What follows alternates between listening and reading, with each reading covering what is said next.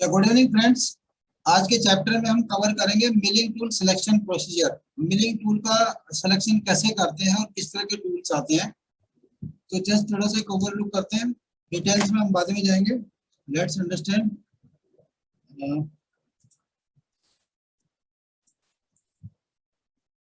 Milling cutter selection, consideration for milling condition, milling machine condition. Milling machine में कौन कौन सी चीजें होती है जो मिलिंग कटर को डिसाइड करने के लिए हमें देखनी पड़ती है। मशीन की पावर, मशीन की पावर कितनी है, 10 किलोवाट, 11, 30, जो भी किलोवाट कितनी है। रिजिडिटी कितनी है, स्पिंडल टेपर साइज कितना है, maximum rotation of spindles, spindle tilt, coolant availability, maximum feed rate, control system, tool chain load and width. In parameter पे डिफाइन करता है कि मिलिंग कटर का सिलेक्शन कैसे होगा। टाइप्स कितने मिलिंग कटर के टाइप्स। हैंड मिल, जिसको हम प्लेन और हेलिकल दोनों शेप में होता है, अभी प्लेन है और हेलिकल है। ड्रिल मिल, इस ड्रिल मिल का मतलब क्या होता है कि ये आपकी स्लॉट काटने के काम आता है, कोई भी कैविटी स्लॉट काटने के काम आता है। हैंड मिल और ड्रिल मिल में फर्क होता है। हैंड मिल आपकी साइड से कट करता है और ड्रिल मिल आपका फ्रंट फेस से कट कर सकता है। स्पॉट फेस, स्पॉट फेस भी दो तरह के होते हैं। अभी हम जो दिखा रहे हैं वो आपका सेंटर कटिंग स्पॉट फेस है, जिसमें एक इंसर्ट सेंटर में, एक पेरीफेरी में। एक स्पॉट फेस वैसा आता है जिसको हम काउंटर बोलते हैं, जो हमारा पेरीफेरी में इंसर्ट होती है दोनों। ये चैम्फर कटर है।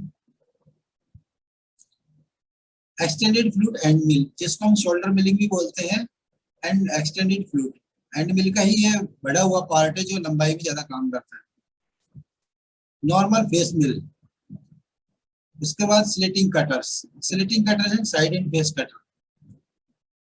Ball nose and end mill, ball nose ये डायमंड के काम आता है, जहां पे हमें रेडियस का कट करना होता है वहां पे यूज आता है। अभी आता है इंसर्ट का सिलेक्शन। कटर का अप्रोच एंगल कितना होगा, जिसको हम कटर एंट्री एंगल बोलते हैं। एंट्री एंगल डिफरेंट डिफरेंट के हो सकते हैं। सबसे जो पहला आता है 45 डिग्री, देन उसके बाद 45 डिग्री टी में और ये स्क्वायर में, 75 डिग्री, 90 डिग्री और round 75 degree. Commonly use general purpose milling cutter, has good edge strength with favorable relationship between insert size and cutting depth। 75 degree में हमारा जो फोर्स है वो रेडियल पे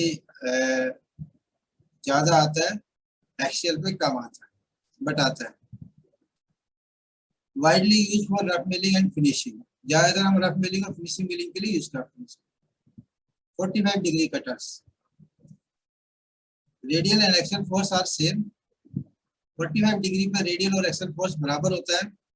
बैलेंस कटिंग टेक प्लेस, इसलिए इसमें जेटनी वगैरह नहीं आती कभी भी, ये बैलेंस करके चलता है। Twitter running during entry and exit, can work with higher feed rate per tooth, normally use for roughing and semi finishing. अभी आता है tool cutting edge angle. Tool cutting edge angle कौन सा आपका 90 डिग्री, जैसे इंसर्ट 90 डिग्री की है। Provide are very strong edge, use for cutting up to shoulder, जितनी इसकी इंसर्ट होती है उतनी लंबाई तक कट कर सकते हैं। Chip thickness will be maximum of given feed and hence insert load are high, क्योंकि पूरी इंसर्ट एंगेजमेंट में आती है तो लोड ज्यादा होता है। नेक्स्ट होता है आपका chip flow will not be good, इस वाले इंसर्ट के लिए चिप बढ़िया नहीं होता है, क्योंकि सारा टूल चिप्स जो टूल के साथ घूमता है। Radial force is relation to axial force, provider favorable load on the spindle, creates vibrations। Round insert, round insert has a strong cutting edge, more edge than any other। इन सभी इंसर्टों से ज्यादा cutting edge मिलते हैं, क्योंकि पूरी insert as ही as है, इसमें जितना घुमाओ जितना वियर हो उसके बाद रोटेट करते रहो। इसका एज मल्टीपल्स है, जितने चाहे उतने कर सकते हैं, डेप्थ ऑफ कट पे डिपेंड करता है। Exert high action force and may cause rough finish, good for milling operation with high impact load, machine rigidity has to be good, इस पे मशीन का लोड ज्यादा आता है तो लोड की पावर ज्यादा होनी चाहिए इसके लिए। अब मिलिंग जो हम बात करते हैं, एक अप मिलिंग और एक डाउन मिलिंग। अभी हम जो देख रहे हैं वो डाउन मिलिंग है। डाउन मिलिंग में क्या होता है आपका, जब कटर एंट्री करता है तो स्टार्ट में उसका चिप्स की थिकनेस ज्यादा होती है और जैसे जैसे कटर आगे बढ़ेगा चिप्स की थिकनेस रिड्यूस होती चली जाएगी। अभी हम देख रहे हैं कि ये जो पार्ट है ये नीचे की तरफ दबाने की टेंडेंसी रहती है, कटर जो है पार्ट को नीचे तरफ दबाने की टेंडेंसी रहेगी।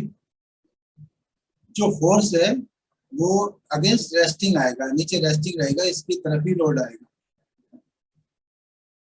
और ये पार्ट को दबा के रखेगा। क्लाइंब मिलिंग और डाउन मिलिंग एक ही होता है।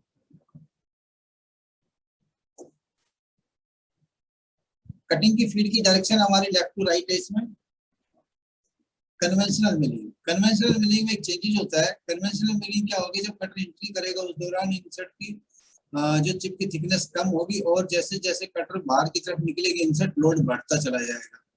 और इसमें एक टेंडेंसी होती है कि ये टेंडेंसी कटर जब घूमेगा तो जॉब को ऊपर की तरफ धकेलने की कोशिश करता है। एक्सेप्ट द पार्ट ऑन ऊपर, डायरेक्शन ऑफ फोर्स की जो कटर की फोर्स है वो ऊपर की तरफ जाएगी। फीड रेट वही है, सेम डायरेक्शन में है आपका, लेफ्ट टू राइट। इसको अप मिलिंग के नाम से जानते हैं। वो आपका डाउन मिलिंग और ये अप मिलिंग। मिलिंग के टिप्स हैं। Climb milling when ever possible. Down milling कहाँ पे की जाती है, क्लाइंब मिलिंग जिसको डाउन मिलिंग बोलते हैं। Diameter of milling cutter versus width off cutter. When practical, the width of cutter should only 70% of diameter of cutters. Cutter का जो एई है, जो एंगेजमेंट बोलते हैं उसको, वो 70% तक ही होना चाहिए, इससे ज्यादा नहीं होना चाहिए। Use the largest diameter of shortest and rigid adapter possibilities. जितना आपका कंपाउंड है बड़े से बड़ा कटर यूज करना चाहिए जितना मैक्सिमम हो सके, और शॉर्टेस्ट एंड रिजिड अडेप्टर लेना चाहिए। अडेप्टर कम से कम उसकी ओवरऑल लेंथ हो, जो कटर आपका स्पिंडल से बाहर निकलेगा वो कम से कम होना चाहिए। Apply adequate chip load which is real cut not rubbing. इसमें मिलिंग कट करना चाहिए, रबिंग नहीं करना चाहिए। Use a lead angle cutter whenever possible. जहां पे जरूरत होगा लीड एंगल यूज करो। When calculate feed use the effective number of insert. जब आप फीड कैलकुलेट करोगे उस द नंबर ऑफ इंसर्ट कितनी कटर के अंदर उनको काउंट करना है। फेस मिलिंग की टर्मिनोलॉजी। फेस मिलिंग की टर्मिनोलॉजी क्या होती है, अभी हम देख रहे हैं टोटल स्टेशन 5 है, total original 1, total copy 4, effectiveness 5। मतलब एक इंसर्ट है, ये ओरिजिनल 1 ही है, बाकी सब कॉपी किए गए हैं, तो टोटल कितने हो गए, 5 हो गए। इफेक्टिव एज हमारे 5 है। Coolant when low thermal conductivity work hardness and chip welding is evident, use good amount of coolant, aluminum, stainless steel and super alloy। जहां पे हमारा थर्मल कंडक्टिविटी कम है, थर्मल कंडक्टिविटी जहां पे हीट की कम होता है वहां पे कूलेंट यूज कर सकते हैं। जहां पे चिप वेल्डिंग होता है, चिप एज ब्रेक क्या बोलते हैं, एज बिल्डअप होता हो, वहां पे कूलेंट बहुत ज्यादा मात्रा में देना पड़ता है, amount of a good amount of coolant like aluminum, stainless steel and super alloy। use coolant only needed। अगर कूलेंट की जरूरत हो तो ही चलाए, अदरवाइज इसको ड्राई में चलाए। Coolant cause thermal crack of carbide and result is poor tool life. Milling के अंदर क्या होता है कि ज्यादातर ड्राई मिलिंग करते हैं, उसका एक बहुत ही बड़ा कारण है, मैं बताऊंगा उसके बारे में। If dry machining is adapted, chilled air is preferred to the lower temperature of cutting. अगर ड्राई मशीनिंग कर रहे हो तो वहां पे आप नॉर्मल एयर का प्रेशर दे सकते हो, जिससे आपका खाली एज ठंडा होगा। Chip swell. Chip colour, chips का कलर के ऊपर डिपेंड करता है कि चिप्स का कलर कैसा है। अलग अलग मेटेरियल्स का अलग अलग चिप बनता है। अभी हम देख रहे हैं यहाँ पे steel clean blue without coolant. अभी हम देख रहे हैं बिल्कुल स्टील का जो चिप्स है, ब्लू चिप्स बनेगा इसका। स्टेनलेस स्टील का स्ट्रो कलर, स्ट्रॉबेरी जैसा कलर बनेगा। Other metal nature with no evidence of chip welding. बाकी का चिप्स दिखता ही नहीं है कैसा बना, कहा गया।